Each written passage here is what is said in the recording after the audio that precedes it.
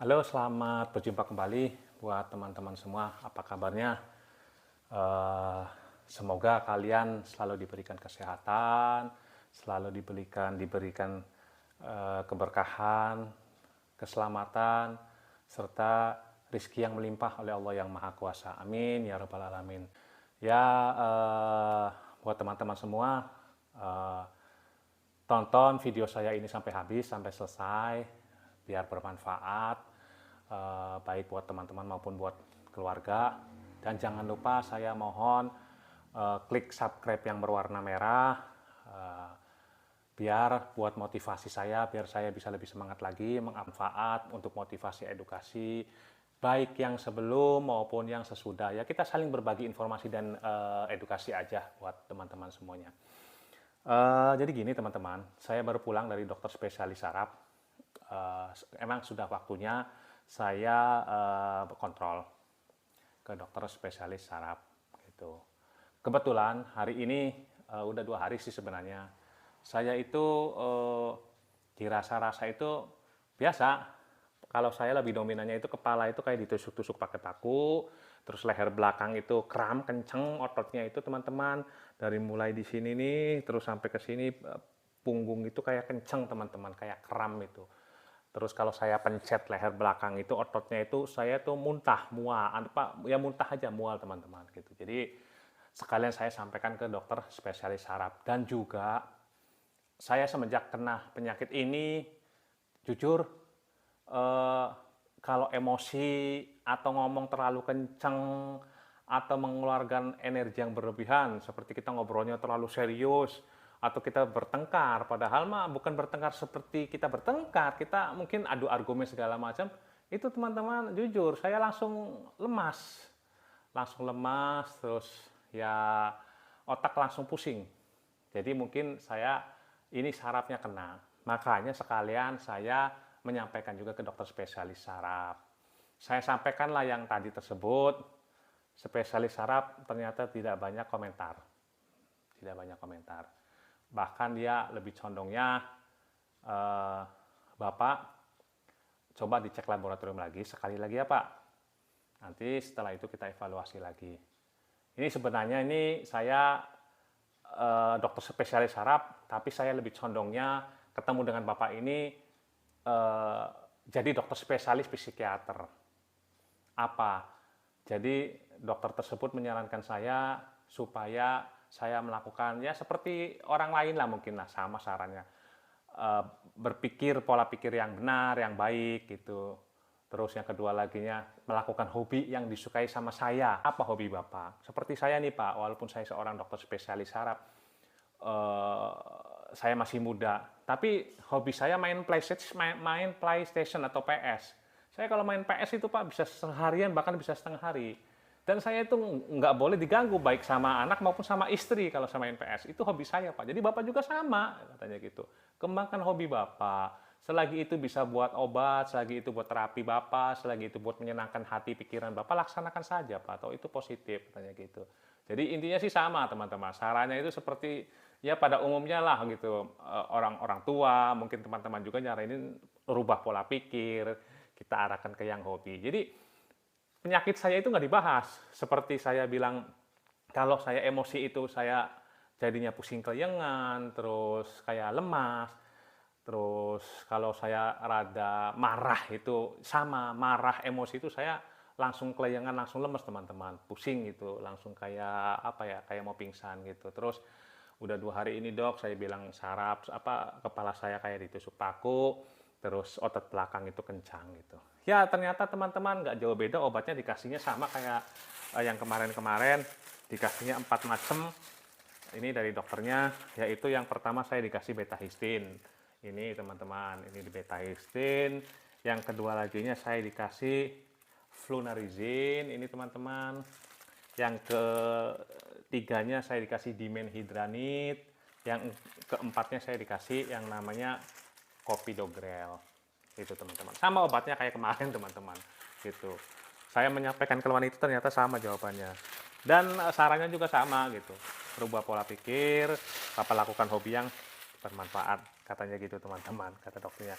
Saya ini berhadapan dengan Bapak, seakan-akan saya itu bukan dokter spesialis saraf, saya itu dokter spesialis psikiater, tapi nggak apa-apa Pak, katanya gitu ya. Alhamdulillah baik teman-teman gitu. Nah, jujur teman-teman, saya menderita penyakit yang namanya psikosomatik panic attack anxiety ini mungkin ya hampir 9 bulan, mendekati 1 tahun lah kalau saya rasakan itu.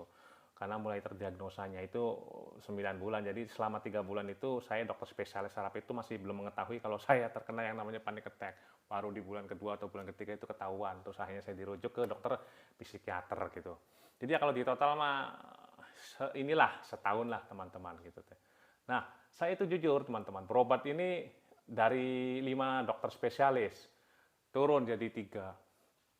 Pertama saya dokter spesialis jantung, dokter spesialis penyakit dalam, dokter spesialis saraf, terus dokter spesialis bedah lambung, dokter spesialis bedah, dan dokter spesialis psikiater. Turun lagi jadi 3, saya ke dokter spesialis penyakit dalam, dokter spesialis saraf, dan dokter spesialis psikiater. Sekarang turun lagi jadi 2. Saya berobatnya sekarang jadi dokter psikiater dan dokter saraf. Saya sekarang berobatnya 2. Dari 5 dokter spesialis saya sekarang turun jadi 2. Selama 1 tahun itu, Masya Allah perjuangan saya teman-teman untuk menyembuhkan penyakit yang namanya panic attack, anxiety, panic attack sama psikosomatik ini. Karena penyakit ini jujur aja teman-teman, ya itulah disebutnya penyakit 1001 sensasi itu. Cuman yang perlu diingat ya gitu teman-teman.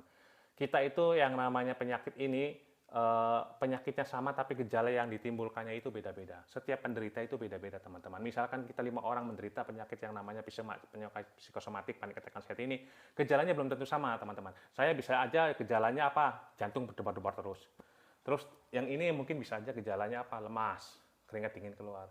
Yang ini gejalanya apa? Bisa aja dia pusing kelayangan. Itu beda-beda teman-teman. Walaupun satu, itu pengaruhnya dari psikosomatik panic attack anxiety gitu. Ada yang bilang dari lambung gitu teman-teman. Yang terpenting gini kita sekarang, seperti saya lakukan semua usaha ikhtiar ya seperti itu. Saya ikhtiar dan usaha itu teman-teman nggak ada habis-habisnya. Kalau saya sebutin itu herbal itu saya itu banyak teman-teman. Kalengnya itu kalau misalkan botol herbal itu saya kalau dikresekin mungkin dapatlah 1,5 kilo teman-teman. Bisa bahkan bisa 2 kilo 3 kilo teman-teman. Kalau saya tunjukin dan sebutin ya herbal saya sudah, akupunktur saya sudah, bekam saya sudah, apapun saran dari orang itu saya lakukan teman-teman. Dari mulai menderita sampai sekarang gitu teman-teman. Dan termasuk ke dokter pun ya saya melakukan sampai 5 dokter spesialis teman-teman. Sekarang mengurang jadi 2 dokter spesialis, saraf dan psikiater. Sekarang dokter sarafnya hampir menyerah. Katanya kalau sekarang Bapak sehat ya sudah, Bapak fokus ke dokter psikiater. Jadi ya itulah, yang penting pada prinsipnya kita berjuang teman-teman. Seperti kita lah gitu. Kita mau tujuannya itu ke Jakarta. Mungkin ada yang lewat jalan A, ada yang lewat jalan B, ada yang lewat jalan C. Tujuannya satu, yaitu mau ke Jakarta. Sama, saya punya penyakit psikosomatik, teman-teman punya penyakit psikosomatik. Entah itu diakibatkan oleh apa aja lah gitu. Asam lambung, atau dari hipertensi, atau dari pola pikir, entahlah. Tapi yang jelas teman-teman, itu sama, tujuannya satu teman-teman. Gitu, yaitu apa? Ya penyakit kita itu pengen kesembuhan gitu dari penyakit psikosomatik itu gitu. Jadi kita jangan menyalahkan misalkan oh itu munculnya dari lambung, itu munculnya dari itu. Karena kalau mohon maaf ya teman-teman ya. Saya ini berobat di bidangnya, di dokter yang ahlinya, spesialisnya yang kuliahnya itu mungkin bisa 7 sampai 10 tahun teman-teman. Mendiagnosa saya itu dari omongan masyarakat, oh saya itu penyakitnya asalnya dari A, dari ini, dari itu, dari ini, dari itu. Itu teman-teman. Tapi begitu saya datang ke ahlinya, spesialisnya, dari 5 dokter spesialis sekarang merucut jadi 2 teman-teman. Dan terakhir dokter saraf, kalau saya perhatiin sekarang ini kayaknya mau nyerah. Mau difokusin ke dokter psikiatri atau psikiater. Jadi sekali lagi buat teman-teman, ya bukannya saya menggurui, kita di sini itu yang namanya penyakit psikosomatik itu penyakit mental pikiran perasaan mungkin ya, tapi gejalanya itu 1001 sensasi bisa, 1 juta sensasi bisa teman-teman. Dan setiap orang itu beda-beda. Beda-bedanya kenapa teman-teman? Ya pertama dari faktor eh, apa namanya basic ya, basicnya dia itu mungkin orangnya perfeksionis, dia itu orangnya kecemasan. Saya juga tadi ditanya sama dokter saraf, bahkan nanyanya ke istri saya, ibu bapak ini kayaknya orangnya perfeksionis ya. Saya jawab, bener dok, gitu. Kenapa gini dok? Enggak, katanya gitu. Ya udah bapak sekarang lebih fokus ke dokter psikiatri. Itu bahkan dokter saraf juga ngomongnya seperti itu teman-teman. Jadi banyak banyak faktor yang menyebabkan kita itu yang namanya terkena psikosomatik ini. Beda-beda cara untuk penyembuhannya itu teman-teman. Karena faktornya itu banyak teman-teman. Ya pertama itu ya itulah genetik. Mungkin karena orang tua kita ada kesamaan dalam penyakit kejiwaan ini. Kedua laginya basicnya kita dari kecilnya lingkungannya itunya kita mungkin lingkungannya seperti ini gitu teh teman-teman, akhirnya kita dididik dicetak jadi besar itu seperti ini gitu teman-teman. Terus yang kedua laginya faktor pergaulan teman-teman, itu banyak penyebabnya. Jadi pasti akan beda-beda. Mungkin saya dengan teman saya misalkan walaupun menderitanya sama-sama namanya anxiety panic attack, itu akan beda. Karena apa ya, kita hidupnya di tempat yang berbeda, teman-teman. Gitu. Saya di lingkungan dan di rumah ini, di desa ini, bersama keluarga saya ini, orang tuanya saya ini. Teman saya di sana, di desa anu dengan lingkungannya yang anu panas, dingin, udaranya itu akan beda, teman-teman. Gejalanya yang muncul akan beda. Cuman pesan saya di sini itu teman-teman, bagi yang sedang apa namanya menderita seperti saya dihitung-hitung hampir 1 tahun lah teman-teman ya. 2 bulan itu hampir bulan ketiga itu dokter masih belum bisa mendiagnosa saya itu penyakit psikosomatik. Dokter itu mendiagnosa saya itu yaitu stroke infak dan hipertensi gitu. Selama dokter saraf itu awalnya saya sakit ya, bawa ke UGD ke IGD sampai dirawat itu awalnya selama 2 bulan saya itu, ternyata di bulan ketiganya baru terdiagnosa saya terkena penyakit psikosomatik ini, panic attack anxiety ini. Jadi hampir 1 tahun teman-teman, capek lelah benar teman-teman, capek lelah banget gitu. Kenapa? Capek terhadap sensasinya. Tapi sekali lagi teman-teman, Allah itu masih sayang sama kita. Karena penyakit ini tuh psikosomatik itu sebenarnya nggak enak itu nggak enak disakitnya. Karena apa? Kalau udah muncul serangannya itu teman-teman, satu nggak kenal waktu, gitu, mau tengah malam, mau siang, mau pagi, itu kalau udah serangan paniknya datang itu udah nggak ada obatnya teman-teman. Hanya saya yang tahu, istri pun anak pun nggak tahu teman-teman itu.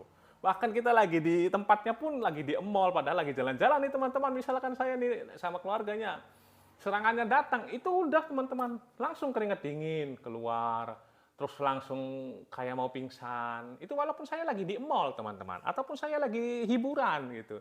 Jadi sekali lagi yang namanya penyakit panic attack ini, dia itu kalau datang itu tidak tahu waktu, tidak tahu tempat gitu. Kapan saja dan di mana saja itu teman-teman. Makanya ya gimana ya, enak nggak enak gitu satu gitu ya masalah penyakit ini tuh. Cuman kita ambil hikmahnya. Penyakit panic attack atau psikosomatik anxiety ini kita ambil hikmahnya itu, jadi kita itu lebih banyak introspeksi diri. Apa Allah itu masih sayang sama saya, sama kita semua teman-teman. Karena apa? Karena kalau kita nggak ditegur, itu mungkin kita akan terus melakukan, mohon maaf teman-temannya, perbuatan-perbuatan yang dilarang sama Allah. Mungkin semakin banyak kesalahan-kesalahan kita, dosa-dosa kita. Jadi kita ditegur sama Allah. Benar teman-teman. Mungkin saya mau nanya sama teman-teman yang di sini yang sedang menderita penyakit seperti saya ini. Pasti akan selalu ingat sama Allah. Apa? Yaitu teman-teman, ingin merubah diri yang dulunya mohon maaf teman-teman jarang sholat, sekarang jadi sholat. Yang dulunya ya gimana, ya lupa sama Tuhan, lupa sama Allah, jadi sekarang selalu ingat itu teman-teman. Itu manfaat di saya pun seperti itu teman-teman, manfaatnya. Jadi saya tuh ambil sisi positifnya. Iya, siapa yang orang diuji pakai penyakit nggak ada yang mau teman-teman, satu pun nggak ada yang mau. Tapi sekali lagi saya ambil hikmah dari penyakit ini, yaitu apa? Saya jadi sadar, saya sekarang jadi lebih dekat sama Allah, selalu ingat sama Allah. Itu teman-teman, gitu. Karena apa? Ya pada prinsipnya kita itu manusia itu kan apa ya teman-teman ya, tidak terlepas dari yang namanya khilaf, lupa itu. Segitu sebenarnya Allah masih sayang teman-teman. Kita ditegur dulu lewat penyakit. Kebayang kalau enggak, kita langsung mau bagaimana teman-teman? Kita nggak punya bekal untuk di akhirat nanti. Jadi sekali lagi kita masih katakan aja bersyukur sama Allah. Ya Allah, alhamdulillah saya masih dipanjangkan umurnya. Ya kita harus memperbaikilah gitu. Dan harus semangat untuk hidup, memulai lagi hidup baru. Apalagi saya laki-laki teman-teman, ya harus menjadi imam di sini di dalam keluarga untuk untuk ya katakanlah menghidupi anak istri lah teman-teman. Jadi harus semangat saya sebagai laki-laki juga teman-teman semua. Itu teman-teman. Jadi yang kedua laginya ya itulah untuk sesama penderita. Pertama tetap berusaha dan ikhtiar. Apapun pengobatannya lakukan saja. Saya itu semua teman-teman, semuanya saya lakukan itu kalau saya boleh cerita. Dari mulai dokter saya bilang 5 spesialis, sekarang turun jadi 2 spesialis yang sekarang saya sedang diobatin, spesialis saraf dan psikiater.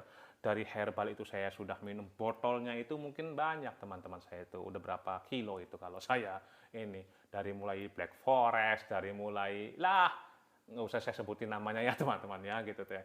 Terus saya totok saraf, bekam, herbal, terus akupunktur, ya hipnoterapi, hipnotis, itu saya lakukan juga teman-teman. Semuanya lah. Sebenarnya satu teman-teman, tujuannya saya pengen cepat sehat gitu. Jadi kalau ada orang yang ngasih saran saya coba, ada yang ngasih saran coba gitu. Apapun itu teman-teman, mau kedokteran, mau herbal, mau apapun itulah, mohon maaf agama, kiai, rukiah, saya coba semuanya itu teman-teman. Udah saya coba gitu semuanya tuh. Jadi tidak ada habis-habisnya untuk mencapai kesembuhan. Ya itulah, tetap semangat, usaha ikhtiar, yaitu usaha ikhtiarnya apa ya, berobat tadi teman-teman, berobat, makanan-makanan dan minuman vitamin gitu teman-teman. Apapun itu, ya mau kata orang jamu-jamuan tradisional, nggak apa-apa, selagi itu untuk kesehatan, untuk kebaikan, mah kita lakukan saja teman-teman gitu. Toh nanti ujung-ujungnya kita berdoa sama Allah, mendekatkan diri, ya Allah, semoga segala usaha ikhtiar yang sudah hamba atau saya lakukan ini, semoga Engkau berikan izin, Engkau berikan saya kesembuhan, teman-teman. Manusia kan ada, Allah tidak akan merubah nasib seseorang jika orangnya sendiri yang tidak merubah nasibnya, kan gitu teman-teman. Allah nggak mungkin, kita pengen kaya, ya Allah saya pengen kaya, ya Allah saya pengen kaya, tiba-tiba duit dari langit 5 karung turun teman-teman, misalkan di atas genteng kita gitu. Kira-kira ada nggak kejadian seperti itu? Kayaknya sih nggak ada ya, saya juga belum pernah dengar teman-teman gitu. Yang ada apa? Lewat perantara, yaitu perantaranya apa? Kerja keras kita, bekerja, kita usaha gitu, berdagang, dilalanya banyak yang beli, kita bekerja alhamdulillah karirnya bagus, lewat itu perantaranya teman-teman. Sama kayak kita juga pengen sembuh juga, nggak jerik dong langsung sembuh gitu. Jadi seperti itu teman-teman, apapun selagi itu untuk pengobatan kita lakukan saja teman-teman. Selebihnya ya kita bermunajat sama Allah, minta kesembuhan. Itu teman-teman. Jadi sekali lagi, bagi yang sedang menderita, tetap semangat, terus berjuang, ya katakanlah sampai titik darah penghabisan gitu, biar cepat sembuhnya. Bagi yang baru memulai menderita yang namanya penyakit ini, secepat-cepatnya kalian katakanlah berobat gitu, atau katakanlah cepat terapi diri lah gitu teman-teman. Kenapa? Jangan dibiarkan, lama-kelamaan nantinya bisa numpuk, bahkan bisa lebih bahaya lagi gitu teman-teman gitu. Jadi alangkah baiknya secepat-cepatnya lebih baik ditangani gitu. Biar apa? Biar cepat tertangani sembuhnya juga teman-teman gitu. Mungkin itu saja teman-teman informasi dari saya. Hari ini aktivitas saya ke dokter spesialis saraf, yaitu berobat karena saya ngerasa kambuh lagi penyakit ininya. Hari ini nih, 2 hari ini kepalanya itu kayak ditusuk, leher belakangnya itu kayak kram, terus kalau dipencet ini mual, muntah, otot yang belakang leher ini, dan sisanya itu saya itu kalau nyetir mobil fokus, terlalu tegang, semisalkan kayak saya emosi atau marah itu saya langsung lemes teman-teman, langsung pusing kelayangan itu. Jadi saya sampaikan dalam persaraf gitu. Putus-putusnya berusaha ikhtiar dan tawakal. Mungkin sampai di sini teman-teman, kita disambung di lain kesempatan. Jangan lupa sekali lagi tonton video saya sampai habis.